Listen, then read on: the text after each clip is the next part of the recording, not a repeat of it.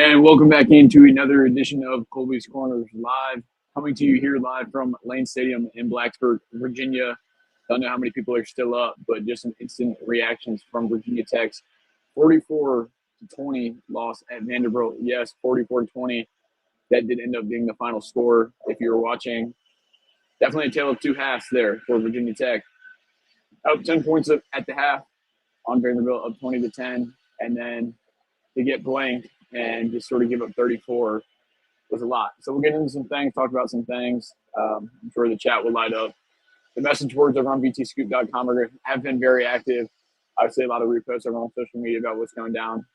Great firestorm. But just first off, I want to appreciate all the support. I saw a lot of people here in Lane Stadium today who recognized or said what's up to me, and that really means a lot. So I really appreciate everyone who supported this and just everything. So really, really do appreciate that. First off, getting into it, I thought all the positives that you could draw from South Carolina with the defensive front and the ability to stop the run and cage a mobile quarterback were really not on display. I know the defense, and even on the board, like I was lobbing, like, wow, this defense is playing good. Only allowed 10 points in the first half, 2 turnovers. Quentin Reddish with the big athletic play.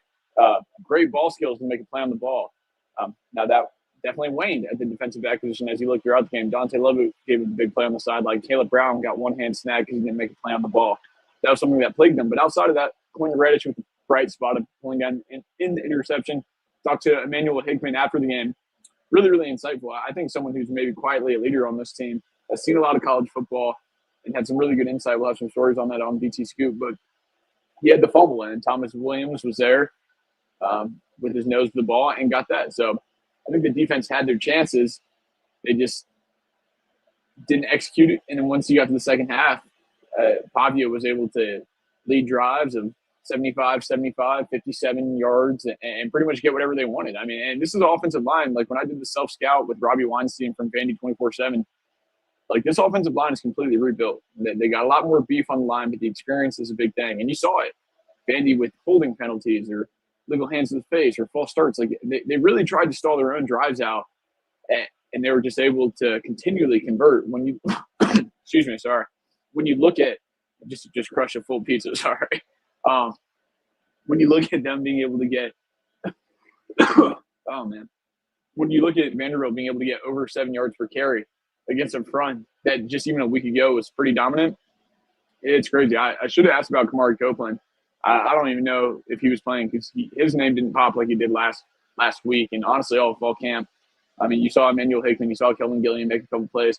Like Keyshawn Burgos had another tough day, a couple plays there where really could have used a big stop, and Pavia got ate up by a running back on a play, just completely ate up coming around the gap. But yeah, that was definitely a big regression. And then you talk about the back end play. DB's not making plays on balls. At linebacker, more of the same. I think the defense was – it's one of those things where obviously you have to get into the tape, but a lot of it you just kind of want to throw out because the defense, especially in the second half, you're just sort of watching Pavia dictate and do his thing, whatever he wanted. So that was that. And then the offense. The offense came out sharp, I thought. Kyron was in rhythm. They executed. I thought they ran the ball well early. I thought they executed on third down early with conversions. And that waned off. And I think a lot of that stems from up front. And I'm going to get into some stuff. It's just going to be the way it is because obviously questions were asked in the postgame press conference about the heat of the job and all that entails with that. And with the offense, you can't run into your offense and get Kyron in rhythm, get the running backs in rhythm if you can't get set. And a lot of that starts with the offensive line. And I know going into camp, you made it abundantly clear over on the site, and it was a big thing about this starting five. They have to stay healthy or the depth behind them is really just not there. Obviously, South Carolina, Montavious Cunningham got a little dinged up, a little wobbled, but he's okay, and they avoided that there. Tonight, Montavious Cunningham gets a little ding. Tommy Ricard has to play. And then Johnny Garrett, right before halftime, gets dinged up. Aiden Lynch has to play. So now you're rolling. You know Brody Meadows is not available. You know Jaden Muskrat's not available. So Prize even himself saying, you don't have 6 or 7 guys, so now you have to roll the guy 8 and the guy 9. And it is what it is because like no one's really going to feel sorry for you when you go out and you make those offensive line hires and they go and recruit those players that you're talking about. Like if the depth isn't there, it's just part of the systemic part of being like, okay, this is how we're going to have to build a roster, and that's just part of that. And obviously, that has its detriments on the offense. Now, you can't predict Brody Meadows getting hurt or Jaden Muskrat getting hurt, but when you bring these guys in, even through the portal, sort of like a last-ditch effort to plug a hole, as my Wi-Fi is sort of giving out, it doesn't put you in the most comforting spot. And, like, I think Aiden Lynch is going to develop and be a fine player. It's just to catch live bullets in that environment against Vanderbilt is really tough. And I think they had a really tough time getting into any real set offense because of the guys up front. And then you just saw there in the second half, Kyron had no time. They were going all out blitzing, and they were pretty much getting whatever they wanted. So I think a lot of that still falls back on you have to make the right hires, and it was sort of stacked up on top. Now, like, this doesn't reflect on Matt Moore, and I think you could draw a lot of what I'm saying from what he said. He did media availability a couple of weeks ago, and I think people played it down where he was like we're going to take our licks. You can't fix the offensive line of the year, sort of saying like, hey, I just inherited this. There's not much I can do. Now, I think Matt Moore is a great offensive line coach, but it's just the way the room is. So looking through a couple comments now, that was sort of my main takeaways. Like I said, just in the media room here in Lane Stadium. So just trying to gather the thoughts, going to get some content out tonight. But appreciate everyone jumping in here. Obviously, a lot of people feeling very strongly. I thought it was pretty poignant. Tim Thomas, Andy Bitter asked questions in the press conference about, hey, are you feeling any pressure? Do you think you can get this thing turned around? Pride obviously said yes, of course. He likes his team. The season's young. He feels like he can get this thing moving in the right direction. When Tim brought up the hot seat talk, he said, no, I don't really pay attention. I don't really buy into all that. He's not worried about his job.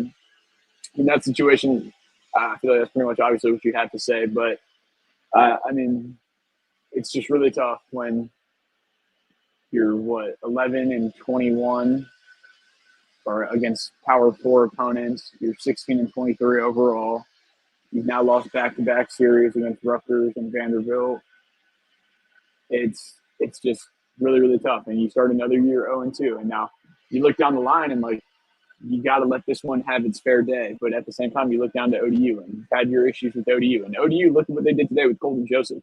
That's a quarterback who's going to go find himself in the portal and make a lot of money. That's a really, really dynamic player that ODU has.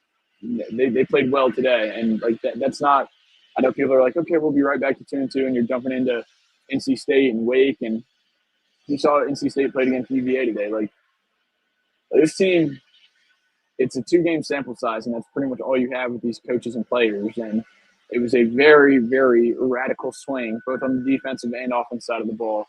I wouldn't feel comfortable making any projection. Obviously, I shouldn't have been comfortable making the projection that Virginia Tech was going to win this in a one-score game. When you just look up and all of a sudden, like, I filmed that instant reaction just walking up the hill to Beamer Way to Merriman for the press conference, and I even messed up that they had 44 points because they scored 34 just in the third and fourth quarter alone. Kind of perplexing. Really, really is. Like I said, I'm going to keep going here for a little bit, ramble. If there's any questions, you can drop them in the chat. Appreciate everyone, all the support right now.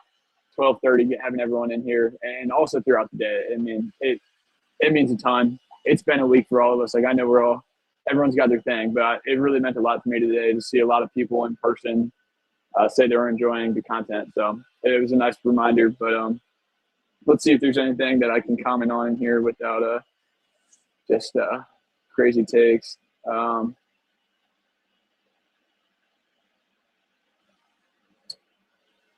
Fan base is gone now. Thanks for your coverage. Yeah, it was tough. Like, when you look up, and obviously it's been an issue at Lane. I mean, stadiums across the country, when you look up and it's sort of filing out there by the third, fourth quarter. But then obviously when you get spotted 34 points, it clears out. So just talking to people, even walking up Beamer Way, there's a lot of frustration among the fans, even more so. Obviously, it was just frustration and apathy coming into the season. In South Carolina, you can get a top 15 opponent, but it's a tough one. Lane Stadium, flyover, under the lights, big recruiting weekend, and just sort of get run out of the building. Literally, just run straight out of the building was tough. But cool. I see what you're saying.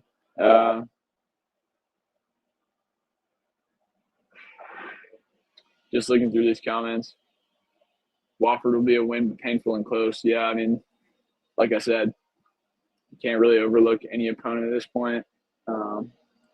Turning point was when we didn't go for it on 4th and 1. Game was tied, I believe.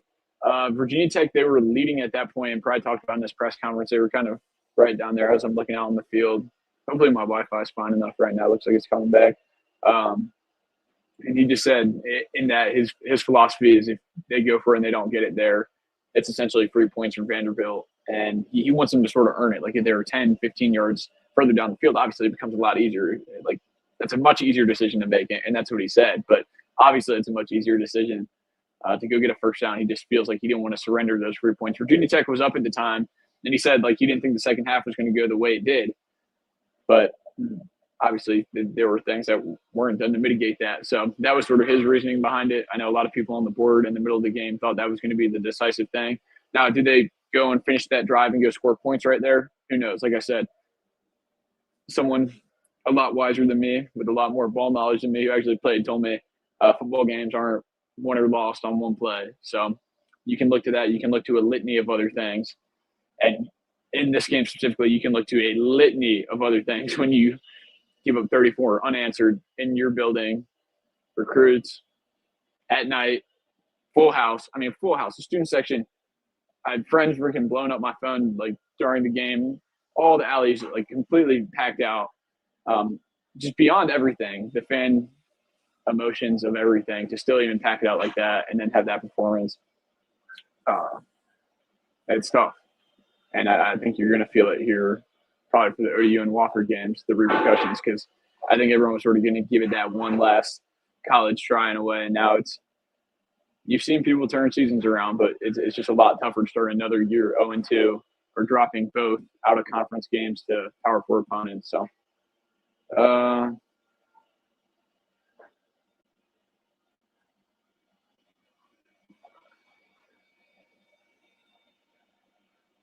what do you take on Pry having no emotions? I guess you're referring to him saying that he's not really concerned about the hot seat. Yeah. I don't know if you're talking about that or just having no emotions during the game. I mean, for the hot seat thing, I think innately, if you're in that position, you kind of have to stay course corrected. You're still the leader of the locker room. You're still the leader of the organization. People are going to have to look to you for fight and to stay rallied behind. I think they are still singularly focused in that building, which is good. Like when you talk to the guys, I think there is still the solid mission. People are still bought in. Now, obviously, when you watch this game today and you watch that third and fourth quarter, it definitely looks like there was a loss of fight. But I think overall, I mean, Sunday is going to suck. It's going to suck having to dive into this film tonight and go back over it tomorrow and throughout this whole week. It's not going to be an enjoyable process. Just even look out on the field right now, like you sort of can't even believe, like, all of a sudden it was 20-10, and then you look up, it's 44-20. So it's going to be really, really tough for those players, coaches, everyone involved. But like it's a tough business, and that's sort of the way it goes. So I think they are still bought in. Like I said, it's going to be really hard for guys, fans, whoever to get up for ODU and Wofford, however those games shake out, and then see how you fare against NC State. Like, you don't want to look too far down the road, but this was a really, really big opportunity, and another one in the Brent Pry era that slipped through his fingers. I mean, beyond the recruits, beyond everything, this was one to sort of get just things going back in the right direction, and another one that couldn't capitalize on. So, yeah, ODU going to be very tough. They won 54-6 today. Yeah, beat a North Carolina Central team. Colton Joseph, who looked really dynamic, as you can see live television here in the booth. But yeah, those are sort of my thoughts. I don't know. We'll have another one of these probably tomorrow or Tuesday, depending on how the week shakes out. But appreciate all the support. I know a lot of people probably up here at 12:39 Eastern time, not being able to sleep or thinking about the game. I got the press conference posted on Twitter or on YouTube, or you can find that wherever to see prize comments. We'll have probably some content coming out on BT Scoop tonight, tomorrow, throughout the week, and just news. And obviously we'll be dropping news nuggets because there's a lot to take away on and off the field from a game like this. Sorry for the monotone in my voice. tried to sort of carry some semi-cohesive thoughts. Appreciate, like I said, it's really been overwhelming, the support for all this. So just figuring it all out. I'd be lying if I said I knew what I was doing, but at least I'm pretty upfront with that, I hope. So appreciate everyone. Hopefully everyone gets home safe if you were here. And we'll see. Another game week. I'm sure practice will still be closed. So we'll be digging. Have some recruiting news. As tough as it is, we're still going to have recruiting news after a game like that. And we'll give you all those scoops over on btscoop.com. And, yeah, appreciate everyone again. 44-20, Vanderbilt over Virginia Tech for the second year in a row. Brent Pry falls to 16-23 overall as his seat definitely warms up. That's pretty much all to it. 2025, 10 games left. Where will we be in a week, a month, 3 months, January? btscoop.com, best place to be. I appreciate everyone again. And, yeah, have a good night.